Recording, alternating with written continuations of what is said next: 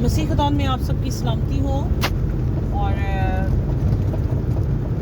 आज हम फिर हडियारा में जो 15 दिन के बाद हम आते हैं, और आज हडियारा का जो है वो आज दिन था। 15 दिन के बाद हम यहाँ पे इबादत करवाने के लिए पहुँचे यहाँ पे, और यहाँ पे इबादत करवा के अभी हम वापस जा रहे हैं। तो ये आप देख सकते हैं कि कितना अंधेरा हो चुका है।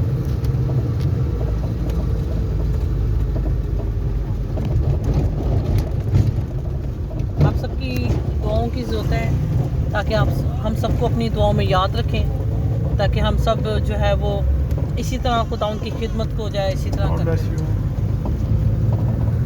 आप ये सारा रास्ता भी देख रहे हैं। पूरी टीम इस वक्त ब्लेस्ड वर्शिप हीलिंग मिनिस्ट्री की सारी टीम इस वक्त मौजूद है, और अभी हम लाहौर की तरफ चले हैं, और कोई आधे पौने घंटे में हम लाहौर पहुंचेंगे। अभी हडियारा से हम निकले हैं। ये आप देख रहे हैं सारा रास्ता। अभी कुछ गाड़ियाँ नज़र आ रही हैं, थोड़ी देर के बाद ये गाड़ियाँ भी आना बंद हो जाएंगी, क्योंकि यहाँ पे लोगों का आना जाना बंद हो जाता है।